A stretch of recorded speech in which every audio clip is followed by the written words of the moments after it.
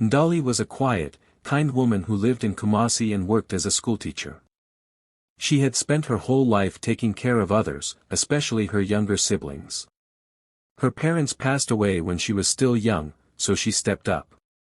She worked hard, made sure her siblings went to good schools, and even helped pay for Adora's beauty pageants and college.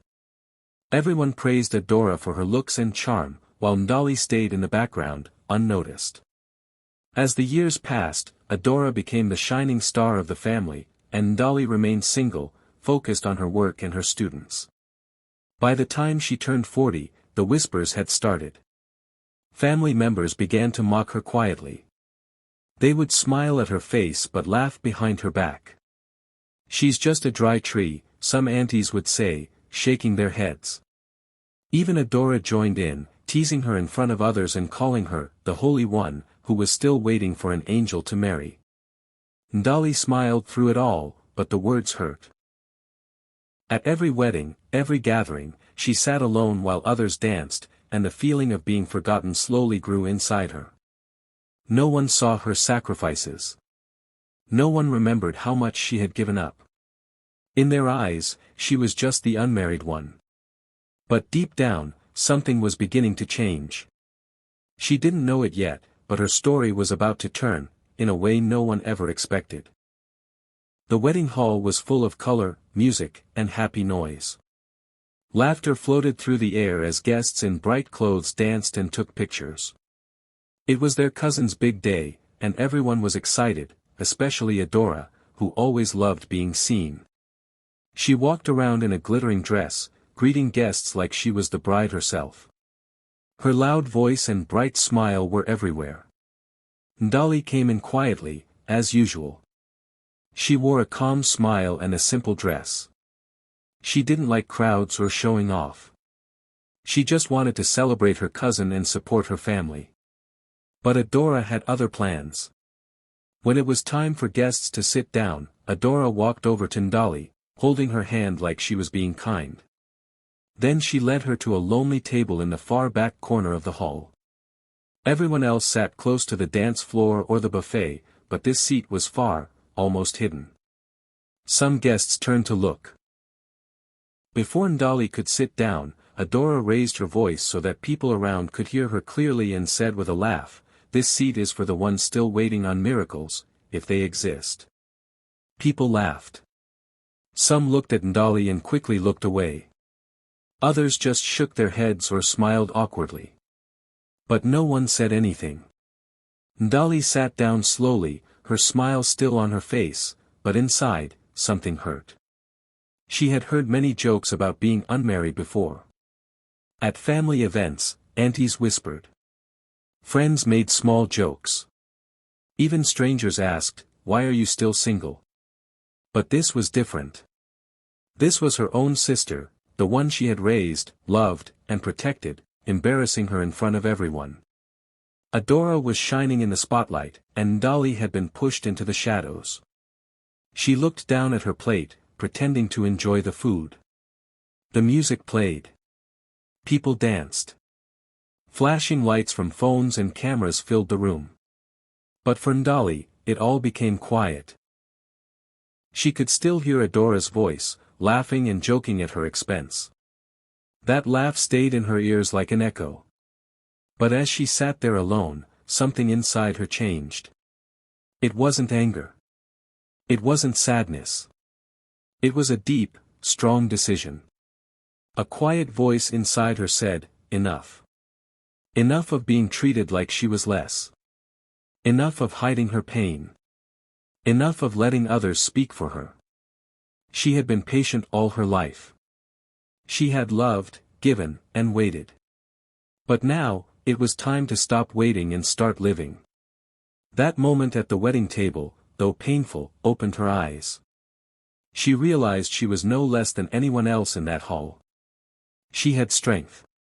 She had grace. And most of all, she had a heart full of love, the kind that didn't need to shout to be seen. That night, while others danced and posed for photos, Ndali sat still, but she was no longer the same. A fire had started inside her. They had mocked her for waiting on a miracle. What they didn't know was the miracle was already on its way. It was an ordinary Wednesday afternoon. The sun was hot, and the children had just left school. Ndali, tired but peaceful, walked toward the gate like she always did. She enjoyed these quiet moments after the noise of the classroom. But that day, something unexpected happened. Just outside the school compound, she saw a car parked awkwardly by the roadside. The hood was up, and a man stood beside it, wiping sweat from his forehead. Most people just walked past, but not Ndali. Something about him made her stop. She walked over and asked gently, "Do you need help?" The man looked up, surprised. His eyes were soft, the kind of eyes that had seen pain but still held kindness. "Yes," he said with a small smile. "I think my engine's given up on me." Ndali didn't know much about cars, but she called a mechanic she trusted. While they waited, they sat on a bench under a tree near the school gate and started to talk. His name was Kwabena. He was an architect from Luanda, in Ghana for a project. He spoke calmly, like someone who had nothing to prove. Ndali learned that he was a widower. He had loved deeply and lost painfully. Yet, he carried no bitterness. Just quiet strength and kindness. The more they talked, the more it felt like time had slowed down. What started as a short chat stretched into hours. Then the next day, he returned, not to fix his car, but to see her again. Days passed. They kept meeting. Sometimes over lunch, other times just walking and talking. There was no rush, no pretending. Ndali felt something she hadn't felt in years, seen. Truly seen. Kwabena didn't ask why she wasn't married. He didn't judge her quiet nature or her age. He listened. He laughed. He asked about her students, her favorite books, her dreams. And for the first time in a long time, she spoke freely. People around her began to notice her smile returning. Her steps became lighter. It wasn't because she had a man now, but because she was finally being treated the way she deserved. Kwabena respected her heart. He understood pain, patience, and peace, just like she did. Their connection was not loud or flashy, but it was deep, honest, and strong. Ndali often thought about how strange life could be. Just weeks ago, she had been humiliated at a wedding. Now here she was, sharing laughter and quiet moments with someone who truly saw her.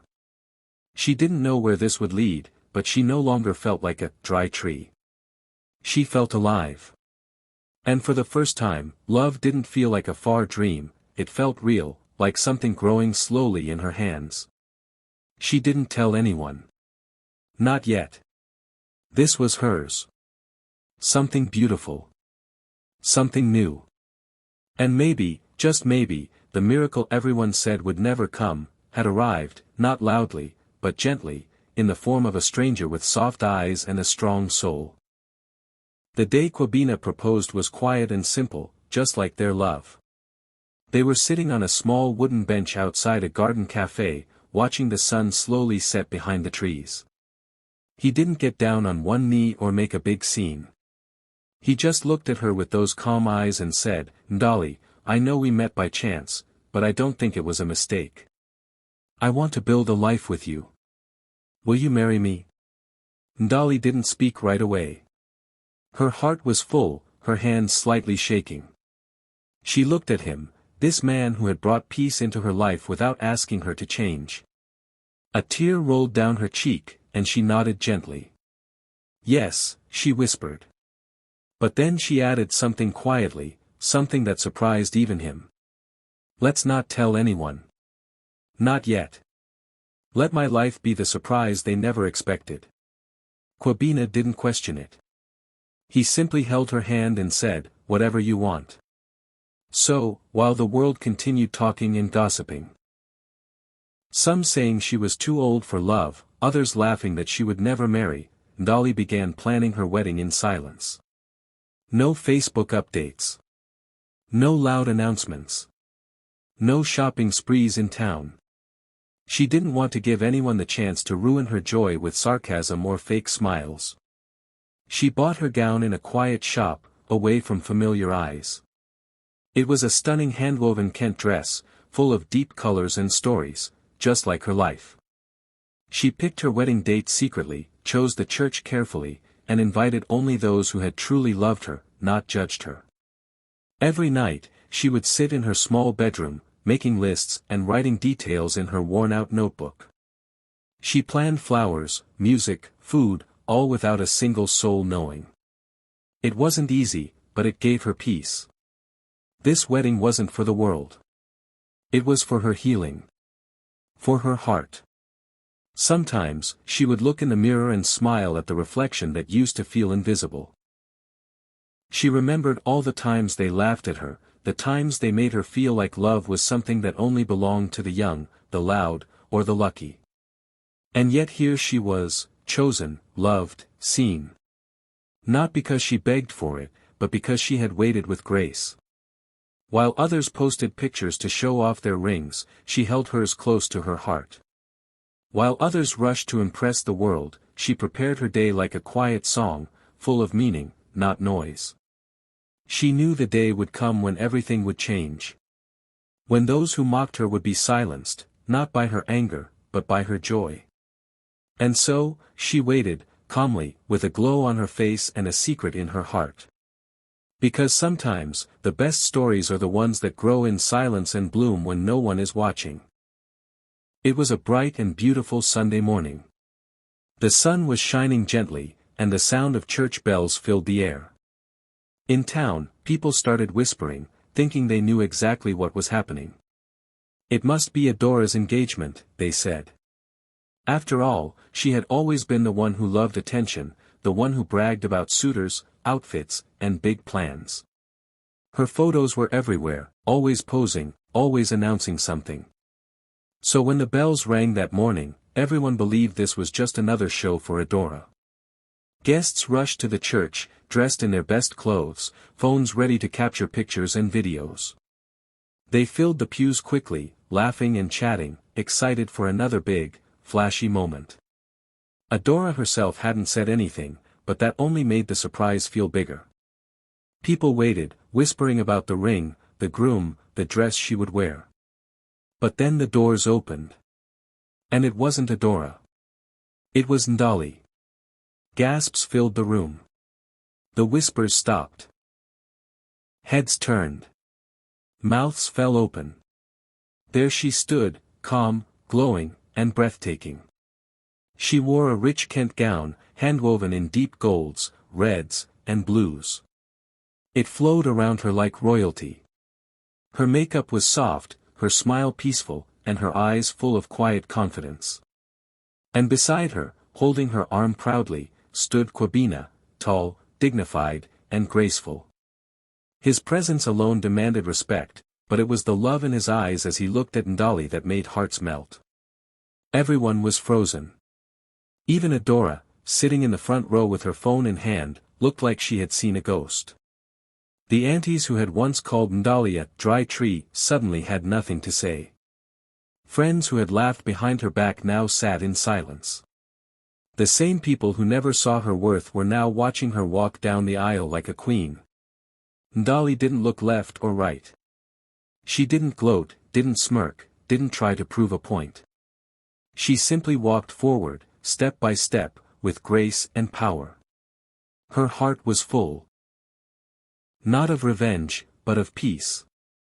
This was her moment. A moment not given, but earned.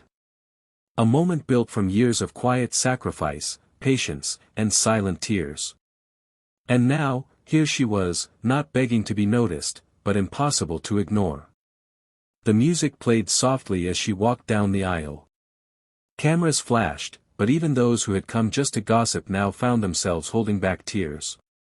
Because what they were witnessing wasn't just a wedding, it was a story. A story of a woman who had been overlooked, mocked, pushed aside, and yet still rose. This wasn't supposed to be her wedding. Not in their eyes. But here she was, not just a bride, but a vision, a reminder that grace, faith, and quiet strength always find their reward. The bells had rung that morning not for Adora, but for Ndali. And finally, they all understood why.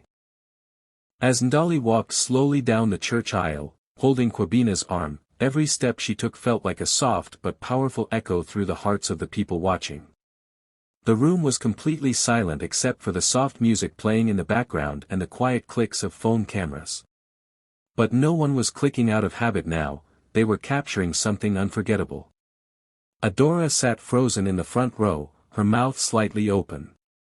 Her hands, which were always quick to clap or wave in excitement, stayed still in her lap.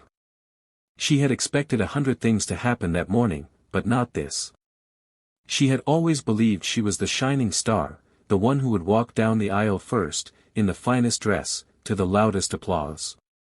But today, she was watching it all happen, not for herself, but for the sister she had laughed at, the one she had once called a dry tree. The aunties who always whispered during family gatherings were now too stunned to speak. Their faces had lost color. Their judgment, their mockery, their laughter, all of it hung in the air like shame. The cousins who had avoided sitting with Ndali at events were now trying to get the best angle to snap a photo of her. The friends who never invited her to things were now leaning forward in admiration. And through all of this, Ndali didn't stop. She didn't turn to look at them. She didn't roll her eyes. She didn't try to prove anything. She simply walked, tall, calm, glowing. There was no revenge in her eyes, only peace. Her smile was gentle, but it carried weight. It was the smile of someone who had finally been seen for who she truly was. She walked past Adora without a single word, but her silence spoke louder than anything. And in that moment it was clear to everyone, something had changed. Not just for Ndali, but for all of them. For years, she had been in the background, quiet, helpful, always giving, never demanding. She had lived her life with patience while others showed off. She had listened while they mocked. She had waited while they ran ahead. But now, she had walked straight past them, not because she forced her way through, but because grace lifted her. As she reached the altar and turned to face the crowd beside Kwabina, someone whispered softly, "The one you left behind just found her way to the front." And it was true. Ndali didn't need applause or loud praise. Her moment wasn't about showing off. It was about becoming the woman they never saw coming, the woman who rose without noise, who won without a fight. Her joy wasn't loud, but it was powerful. And that day, even the proudest hearts had to bow in respect. Because Grace walked past them all, and her name was Ndali. As Ndali and Kwabina stood at the altar, hand in hand, the church fell into a deep silence. The only sound was the soft voice of the pastor as he led them through their vows.